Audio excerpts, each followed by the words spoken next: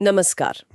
आज हम बात कर रहे हैं 1857 के विद्रोह के बाद ब्रिटिश राज की बदलती नीतियों पर। जी। हमारे पास कुछ दस्तावेज हैं जो दिखाते हैं कि उस बड़ी घटना के बाद आप कह सकते हैं कि अंग्रेजों की सोच, उनकी रणनीति, भारत पर पकड़ बनाए रखने के तरीके, वो सब कैसे बदले। बिल्कुल। तो आज का मकसद है इन नीतियों के पीछे की असल मंशा क्या थी और उनका असर कितना लंबा चला, उसे समझना। हाँ, और ये देखना वाकई दिलचस्प है कि 1857 का वो जो झटका था, उसने अंग्रेजों को कैसे मजबूर किया कि वो अपनी पूरी रणनीति, चाहे वो प्रशासन हो, समाज हो, अर्थव्यवस्था हो, सबको बदलें, ताकि भारत पर उनका कंट्रोल, उनकी पकड़ और मजबूत हो सके। तो हम उन सभी पहलुओं पर बात करेंगे जो ये दस्तावेज हमें दिखाते हैं। ठीक है, तो चलिए शुरू करते हैं। सबसे पहले प्रशासनिक नीतियां, एडमिनिस्ट्रेटिव पॉलिसीज। दस्तावेज तो यही बताते हैं कि 1857 से पहले थोड़ी मॉडर्नाइजेशन आधुनिकीकरण की बातें हो रही थीं। हाँ, कुछ हद तक। लेकिन विद्रोह के बाद तो नीतियां एकदम से रिएक्शनरी हो गईं, प्रतिक्रियावादी। बिल्कुल। और बहाना क्या दिया कि भाई भारतीय अभी तैयार नहीं है स्वशासन के लिए, उन्हें ब्रिटिश हुकूमत की जरूरत है। हाँ, और इसी सोच का नतीजा फिर वो खतरनाक पॉलिसी बनी, डिवाइड एंड रूल वाली। एग्जैक्टली। फूट डालो और राज करो।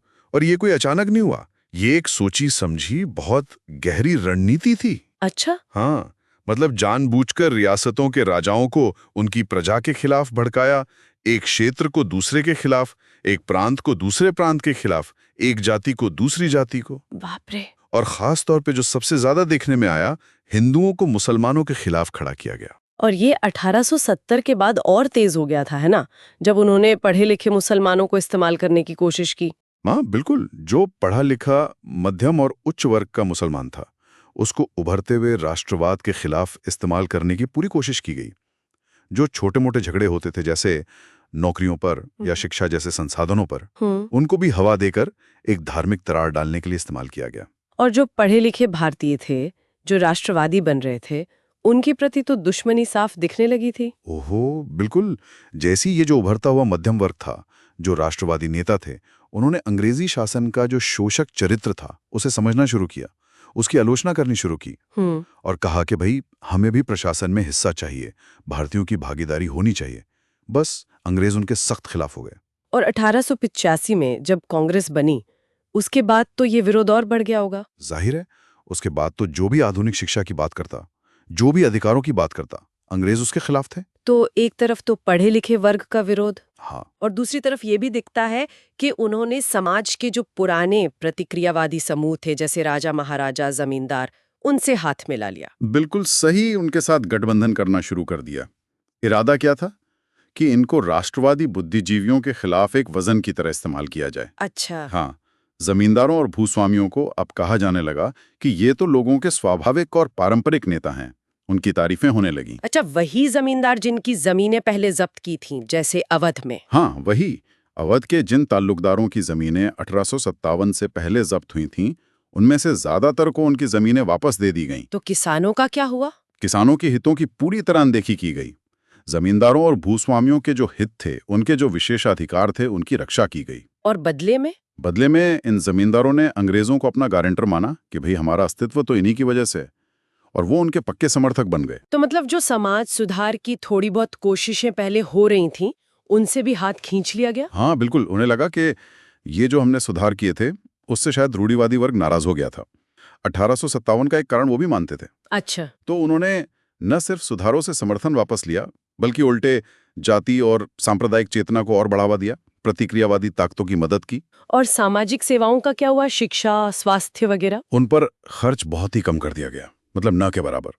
ज्यादातर पैसा किस पर जा रहा था? सेना पर, सिविल एडमिनिस्ट्रेशन पर, युद्ध लड़ने पर। तो सामाजिक सेवाओं के लिए पैसा बचता ही नहीं था।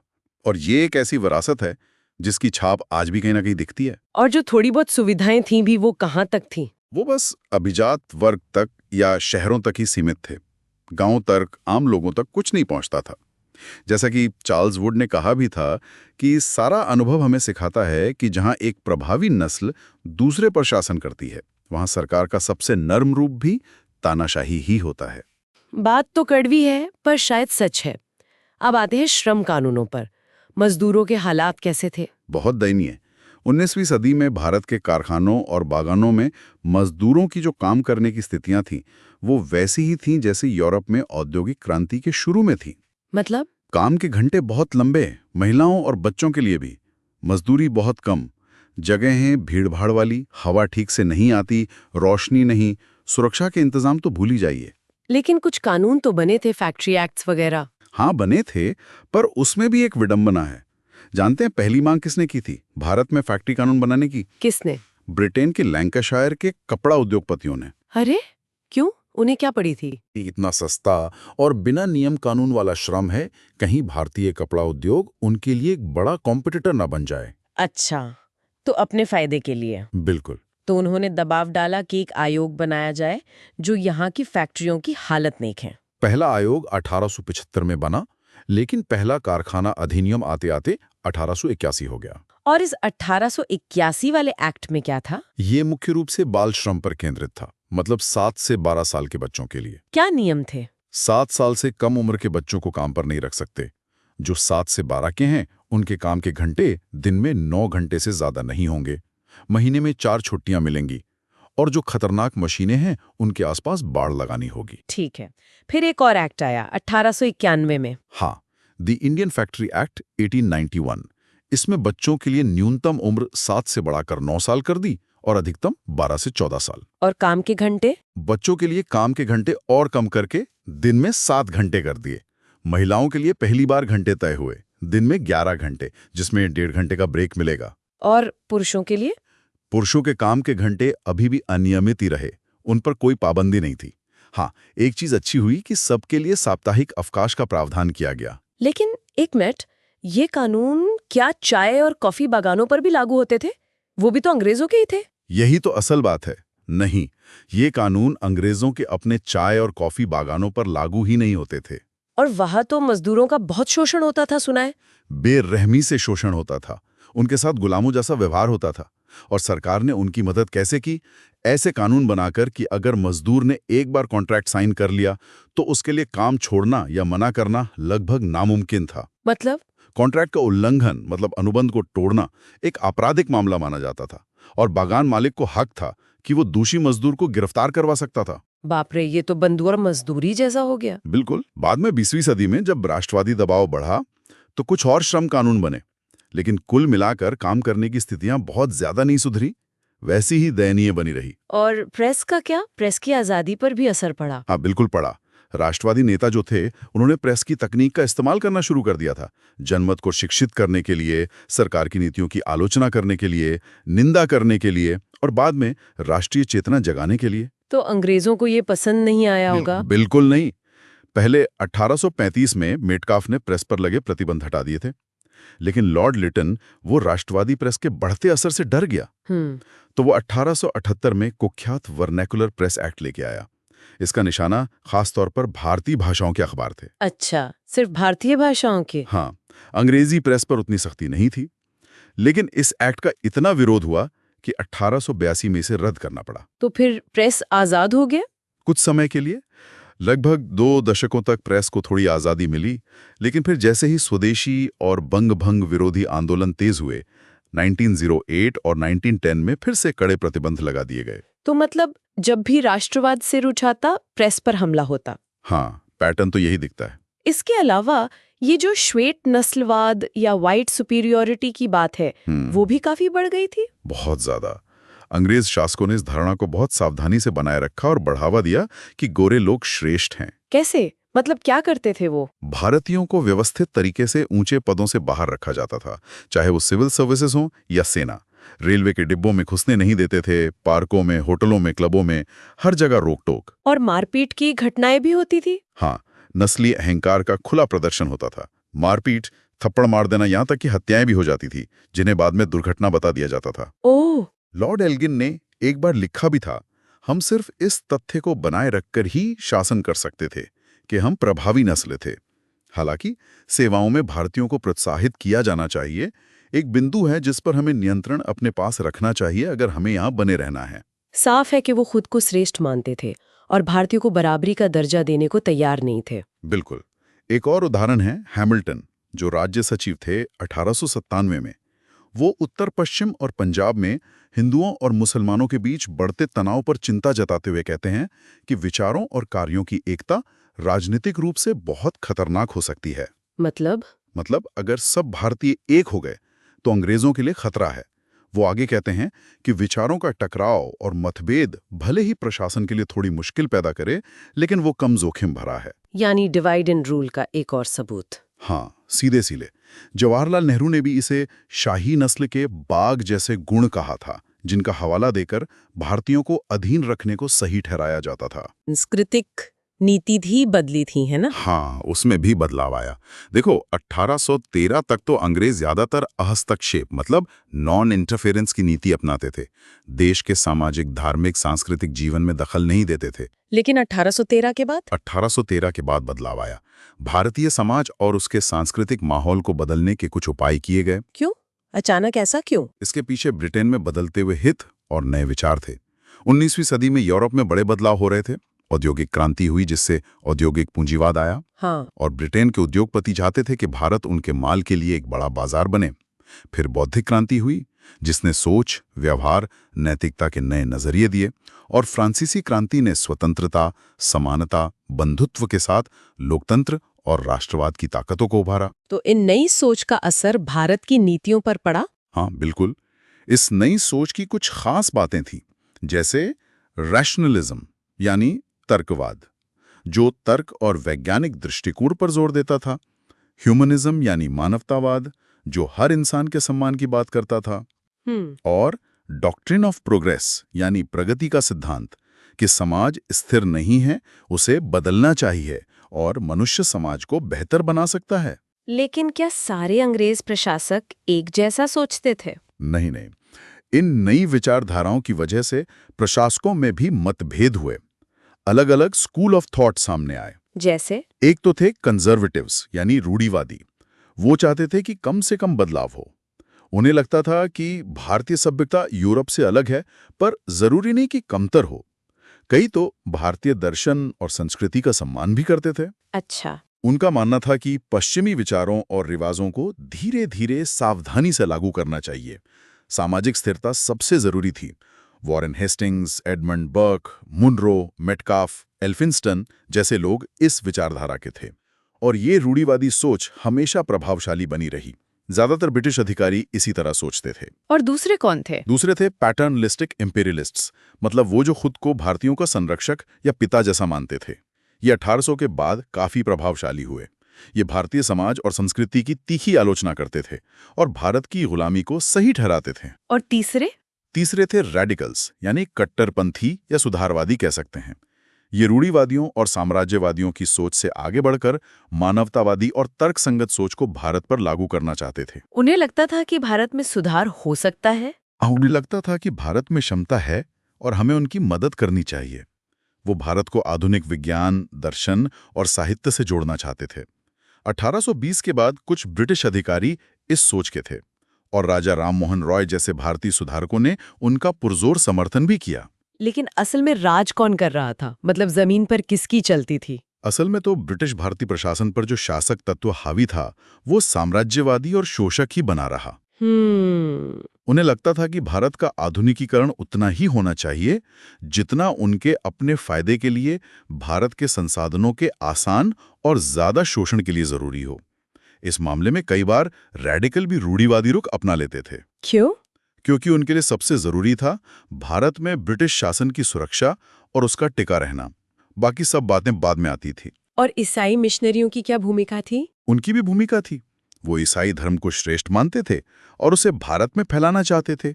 उन्हें लगता था कि पश्चिमीकरण से भारतीयों का अपने धर्म और संस्कृति में विश्वास खत्म हो जाएगा। तो उन्होंने किसका साथ दिया? उन्होंने रेडिकल्स का साथ दिया, क्योंकि उन्हें लगा कि वैज्ञानिक दृष्टिकोण से स्थानीय संस्कृति कमजोर होगी। उन्होंने साम्राज्यवादियों का भी साथ दिया, क्योंकि कानून व्यवस्था उनके प्रचार के लिए जरूरी थी। और उन्होंने व्यापारियों और पूंजीपतियों से भी समर्थन मांगा, ये कहकर कि जो लोग ईसाई बनेंगे वो उनके माल के बेहतर ग्राहक साबित होंगे। लेकिन 1858 के बाद तो ये सब बदल गया। आधुनिकीकरण की नीति छोड़ दी गई। हाँ, धीरे धीरे छोड़ दी गई, क्योंकि भारतीय काफी कुशल शिष्य साबित हुए। वो तेजी से अपने समाज का आधुनिकीकरण करने लगे, अपनी संस्कृति पर जोर देने लगे और स्वतंत्रता, समानता, न्याय जैसे आधुनिक सिद्धांतों के आधार पर शासन की मांग करने लगे।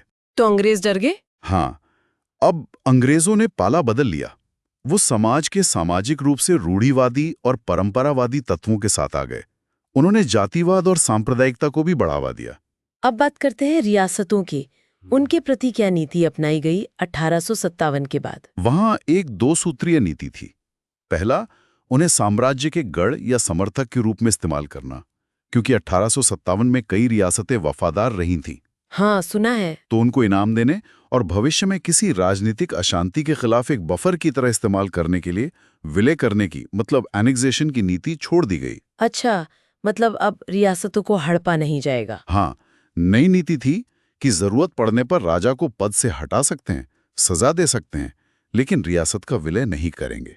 साथ ही उनकी टेरिटोरियल इंटेग्रिटी, मतलब क्षेत्रीय अखंडता की गारंटी दी गई और कहा गया कि गोद लेने के उनके अधिकार का सम्मान किया जाएगा। ये तो पहला सूत्र हुआ। दूसरा क्या था? दूसरा था उन्हें पूरी तरह से ब्रिटिश सत्ता के अधीन करना, जिसे अधीनस्थ संघ की नीति या पॉलिसी ऑफ सबऑर्डिनेट यूनियन कहा गया। ये कैसे किया गया? ये तब पूरा हुआ जब 1876 में महारानी विक्टोरिया ने कैसरे हिंद यानी भारत की महारानी की उपाधि धारण की। इससे पूरे भारत पर ब्रिटिश संप्रभुता पर मोहर लग गई और भारतीय राज्यों का वो जो भ्रम था कि वो क्राउन के साथ बराबरी के दर्जे में खड़े हैं, एक स्वतंत्र संप्रभु राज्य की तरह, वो खत्म हो गया। लॉर्ड कर्जन ने भी कुछ कहा था इस बारे में। हाँ, लॉर्ड कर्जन ने बाद में ये साफ कर दिया था कि राजकुमार अपने राज्यों पर सिर्फ ब्रिटिश क्राउन के एजेंट के रूप में शासन करते हैं। और क्या अंग्रेज उनके अंदरूनी मामलों में भी दखल देते थे? हाँ बिल्कुल। सर्वोपरिता या पैरामाउंटेंसी के नाम पर ब्रिटिश सरकार अपने रेजिडेंट के माध्यम से राज्यों के आंतरिक मामलों में हस्तक्षेप करती थी।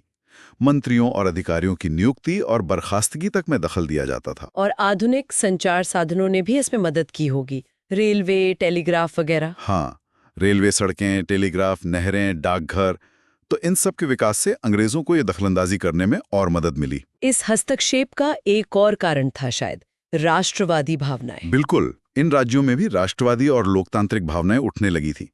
अंग्रेजों को लगा कि इनका दमन करना उनके अपने अस्तित्व के लिए जरूरी है।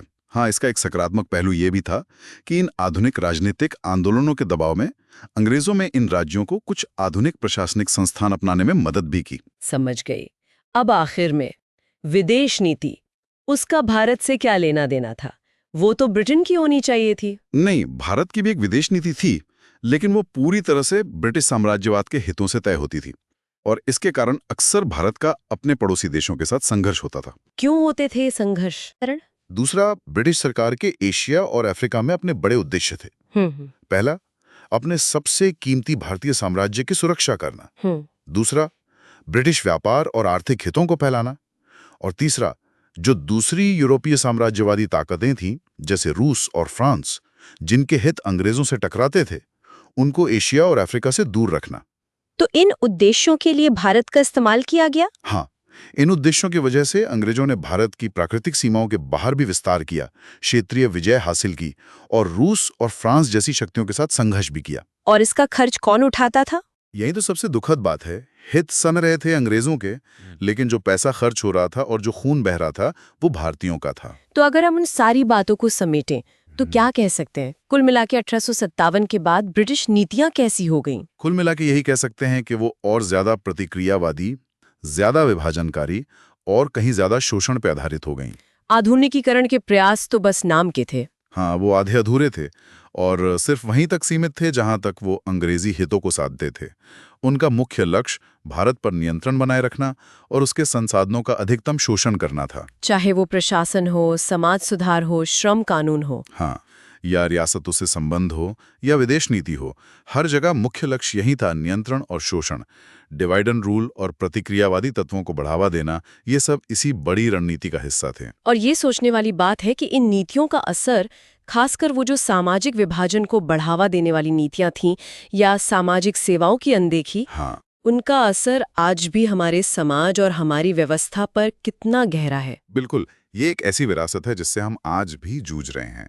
इस पर यकीनन और गहराई से विचार करने की जरूरत है। बिल्कुल। तो आज के लिए बस इतना ही। इस बातचीत के लिए आपका बहुत बहुत धन्यवाद। धन्यवाद।